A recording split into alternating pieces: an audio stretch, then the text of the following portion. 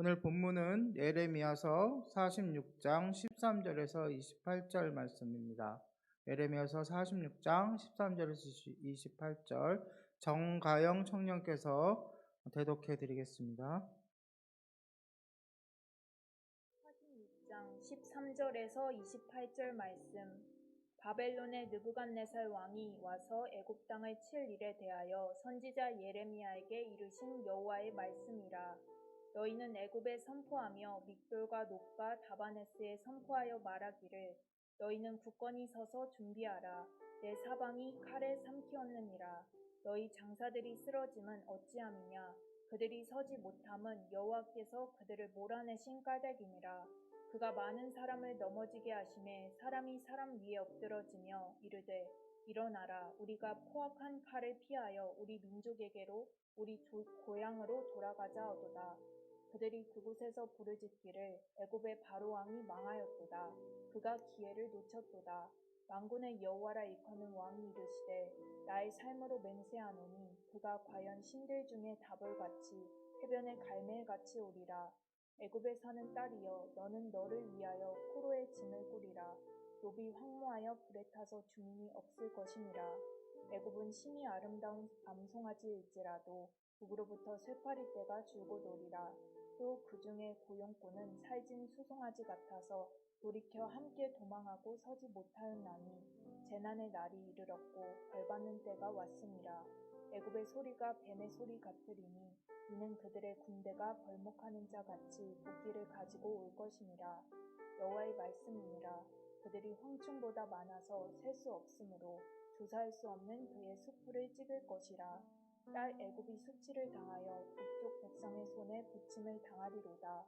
만군의 여호와 이스라엘의 하나님께서 말씀하시니라. 보라, 내가 노예 아몬과 바로와 애굽과 애굽 신들과 왕들 곧 바로와 그를 의지하는 자들을 벌할 것이라. 내가 그들의 생명을 노리는 자의 손 곧 바벨론의 느부갓네살 왕의 손과 그 종들의 손에 넘기리라. 그럴지라도 그 후에는 그 땅이 이전같이 사람 살 곳이 되리라. 여호와의 말씀이니라. 내 종 야곱아 두려워하지 말라. 이스라엘아 놀라지 말라. 보라, 내가 너를 먼 곳에서 구원하며 내 자손을 포로된 땅에서 구원하리니 야곱이 돌아와서 평안하며 걱정 없이 살게 될 것이라. 그를 두렵게 할 자 없으리라. 여호와의 말씀이니라. 내 종 야곱아 내가 너와 함께 있나니 두려워하지 말라. 내가 너를 흩었던 그 나라들은 다 멸할지라도 너는 사라지지 아니하리라. 내가 너를 법도대로 징계할 것이요 결코 무죄한 자로 여기지 아니하리라 하시니라. 아멘. 아멘. 사랑하는 성도 여러분, 하나님께서 일반적으로 피조물에게 주님께서 지으신 모든 만물에게 적용하시는 법칙이 있습니다. 그 중에 하나가 보응의 법칙인데요. 말 그대로 죄를 지으면 그에 해당하는 벌을 받게 되는 것이죠. 여러분들이 이 세상을 살아가면서 정의가 바로 서지 못하고 잘못하고 부정을 저지르는 사람들이 잘 되는 것 같고 높은 곳으로 올라가는 것 같을지라도 크게 보고 그의 모든 인생을 돌아보면 하나님께서 반드시 그가 저지른 죄, 특히 하나님을 멀리하고 하나님을 대적하는 자에 대해서는 믿는 자이든 믿지 않는 자이든 동일하게 그 법이 적용됨을 우리가 알 수 있습니다. 하나님의 이 법칙은 방금도 말씀드렸지만 하나님의 백성에게도 또한 불신자들에게도 심지어 하나님을 대적하는 자들에게도 동일하게 적용됩니다. 공평하고 공의로우신 하나님께서는 모든 피조물이 하나님을 섬겨야 되고 하나님을 찬양하며 하나님 뜻대로 살아감에도 불구하고 그렇지 아니하고 하나님을 믿지 아니하고 또한 나아가서 다른 우상을 섬기면 강한 징계를 내리십니다. 그런데 결정적인 차이가 있어요. 하나님의 백성과 그렇지 않는 자들에게 적용하시는 하나님의 결과, 그 징계의 결과가 다른데요. 오늘 본문을 통해서 그것을 알아보도록 하겠습니다. 먼저 애굽으로 대표되는 불신자에 대한 결말입니다. 13절에서 26절까지의 말씀이 거기에 해당되는데요. 우리가 먼저 알고 말씀을 묵상해야 될 것은 하나님은 이 세상의 모든 왕들을 주관하시는 만왕의 왕이시라는 것입니다. 현재에도 우리 지구상에 굉장한 많은 나라가 있고 또한 그 나라를 대표하는 위정자들이 있지만 그 모든 위정자들을 주관하시는 분이 바로 하나님이십니다. 믿습니까? 이것을 믿어야 됩니다, 여러분. 네, 전쟁도 하나님께 속해 있습니다. 그리고 그 전쟁의 승패도 하나님께 달려 있습니다. 또한 한 국가의 흥망성쇠 또한 하나님의 뜻에 따라 결정됩니다. 권력과 군사력을 자랑하던 애굽 왕도 하나님의 심판의 도구로 사용된 바벨론 왕 느부갓네살에게 참패를 당할 것이라고 오늘 예언하고 있습니다. 애굽을 중심으로 해서 그 반바벨론 전선이 동맹이 이렇게 형성이 됐습니다. 또한 애굽은 용병들을 써가지고 군대를 강하게 했습니다. 그러나 그들은 대적 바벨론의 포악한 칼에 쓰러지고 말 것입니다. 그 이유가 15절에 나오는데요. 하나님께서 그들을 몰아내신 까닭이다 이렇게 나옵니다. 예, 아까도 말씀드렸지만 애굽이 바벨론에 멸망하는 것은 하나님의 뜻이었고 하나님이 그들을 몰아내신 까닭입니다. 그러니까 당연히 애굽 백성도 멸망하겠지만 그것으로 피신했던 남아 있었던 유다 백성 또한 바벨론의 포로로 잡혀가고 또한 많은 고통을 당할 것입니다. 여러분, 우리가 하나님의 뜻에 의해서 애굽이 멸망한다고 해서 그 책임을 하나님께 돌릴 수 있는 것이 아닙니다. 하나님이 뜻을 그렇게 정하시기까지는 애굽이 멸망해야 될 이유는 그들이 우상을 섬기고 온갖 죄악으로 가득했기 때문이에요. 마치 소돔과 고모라처럼 그렇다는 얘기입니다.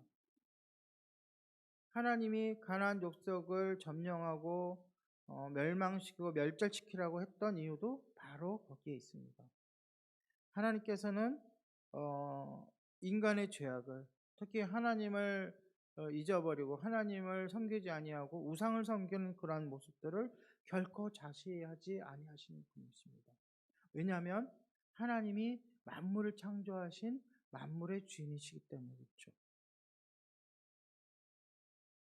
하나님은 애굽의 신들을 벌하시고 바로와 그를 하나님처럼 의지하던 자들을 다 심판하신다고 오늘 본문에 예언하고 있습니다. 그러나 에스겔서 29장 13절에서 16절에 보니까 그 애굽 또한 40년 후에 회복됩니다. 애굽의 멸망도 또한 애굽의 회복도 만왕의 왕이신 하나님의 손에 달려 있습니다. 사랑하는 성도 여러분, 세상 왕을 의지하는 것은 헛됩니다. 우리가 의지해야 될 왕은 유일하신 하나님이십니다. 오늘 본문을 통해서 그것을 깨닫는 여러분 되시기 바랍니다. 우리가 우리의 왕이신 하나님을 버리고 하나님 대신 다른 무엇을 의지하고 섬긴다면 애굽으로 피신했던 남아있던 유다 백성처럼 그 의지하는 것과 함께 우리도 멸망하게 될 것입니다. 자, 이제는 믿는 자들에 대한 결말을 한번 살펴보도록 하겠습니다. 27절, 28절 말씀인데요. 한번 같이 읽어볼까요? 시작. 내 종 야곱아 두려워하지 말라. 이스라엘아 놀라지 말라. 보라 내가 너를 먼 곳에서 구원하며 내 자손을 포로된 땅에서 구원하니니 야곱이 돌아와서 평안하며 걱정 없이 살게 될 것이라. 그를 두렵게 할 자가 없느니라. 여호와의 말씀이니라. 내 종 야곱아 내가 너와 함께 있나니 두려워하지 말라. 내가 너를 흩었던 그 아들을 다 멸절할지라도 너는 사라지지 아니하리라. 내가 너를 법대로 징계할 것이요 결코 무죄한 자로 여기지 아니하리라 하시니라. 아멘. 요 맨 끝에 내가 너를 법대로 징계할 것이 징계할 것이요 결코 무지한 자로 여기지 아니할 것이라는 말씀만 쏙 빼면 너무 좋겠죠. 그렇죠? 하나님이 우리를 책임져 주시고 우리와 함께 하시고 우리를 보호해 주신다는 말씀이니까요. 그러나 공의의 하나님, 공평하신 하나님은 정의의 하나님은 결코 그렇지 않습니다. 이스라엘 백성 또한 애굽 못지않게 하나님께 죄를 지었기 때문이죠. 오히려 더 어떤 면에서는 더 악랄한 죄를 지은 거죠. 하나님께서 인도해 주시고 하나님께서 보호해 주시고 그분의 약속대로 가나안 땅을 그들에게 주시고 그들이 하나님의 법을 지키면 하나님께서 천대까지 복을 내려 주시고 그러시겠다고 약속까지 해 주시고 지켜 주셨는데 결국 어떻습니까? 이스라엘 백성이 하나님을 배반함으로 결국 그들이 멸망에 이르게 되죠. 본문에 보면 그 이스라엘 백성들을 하나님은 야고바라고 부릅니다. 이스라엘이라는 언어가 그 이름이 생기기까지 그 원주인이 야곱이잖아요, 그렇죠? 야곱이 하나님께서 이스라엘 이름을 더 주셨잖아요. 하나님께서 성경에서 이렇게 야곱이라고 이스라엘을 부를 때에는 하나님의 그런 어쩌면은 그 사적인 개인적인 그런 사랑을 표현할 때 이렇게 야고바라고 이렇게 이스라엘 백성을 부를 때가 많이 있습니다. 말 그대로 우리가 우리 자녀의 이름을 부르는 그런 그 인자하신 부모님의 그런 심정으로 부르는 것이죠. 그래서 오늘 요 27절 28절에 보면 하나님께서 그들을 어떻게 하실 것인가 나옵니다. 그들도 하나님을 배반하고 죄를 지었기 때문에 또한 그 하나님께서 예레미야를 통해서 바벨론에 항복하고 포로로 가라고 하는 그 명령도 어겼기 때문에 애국과 함께 패망하고 멸망하게 됩니다. 그러나 하나님께서 택하신 그의 백성을 끝까지 돌봐주시는 사랑의 주님임을 명심하시기 바랍니다. 비록 하나님의 심판이 온 세상을 덮는다 하더라도 그분은 택하신 백성을 반드시 구원하신다고 본문에 나와 있습니다. 하나님은 이렇게 멸망한 나라마저 잃어버린 이스라엘 백성에게 두려워하지 말라라고 위로하고 계십니다. 여러분도 우리도 우리의 삶 속에서 절망하고 낭망하고 실패했을 때 아무 소망이 없다고 여겼을 때 하나님께서 우리를 향해서 두려워하지 말라고 하시는 그 음성을 들었던 기억이 있습니까? 하나님께서는 오늘도 여러분에게 우리 모두에게 두려워하지 말라고 말씀하고 계십니다. 그 말씀에 귀 기울이시기 바랍니다. 하나님은 이스라엘을 징계할지라도 때가 되면 포로된 곳에서 구원해서 본토에 돌아와 편안히 살게 할 것이라고 오늘 본문에도 약속하고 계십니다.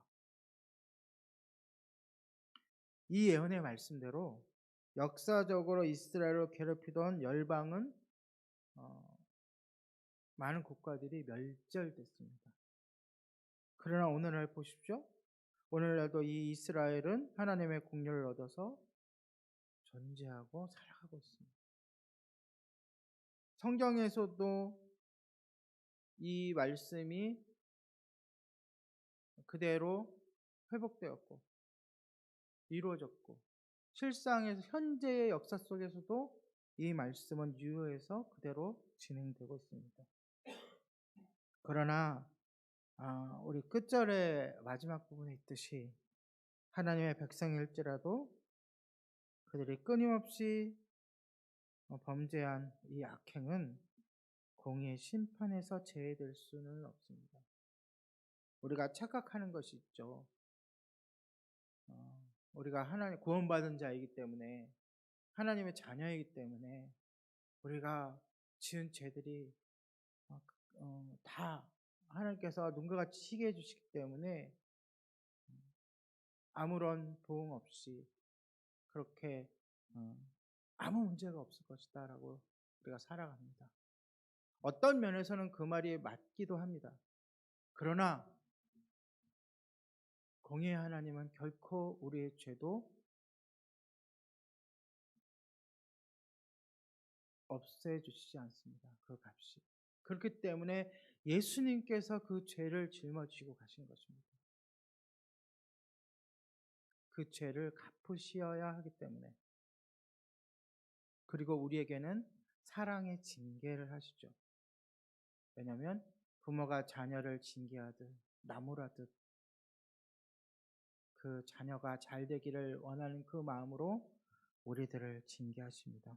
여러분, 우리의 삶 가운데 고통이 있거들랑 환란이 있거들랑 두 가지 면을 살펴보시기 바랍니다. 우리의 죄악을 돌아보고 혹시 우리가 하나님의 뜻에 반하는 삶을 살고 있지 않은가?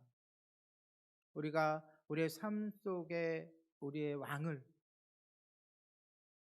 우리의 삶의 주관자를 하나님이 아닌 다른 곳에 두고 있지 않은가? 또 하나 살펴볼 것은 그 가운데 역사하시고 그 가운데서 인도해 주시는 하나님의 사랑을 발견하시기 바랍니다.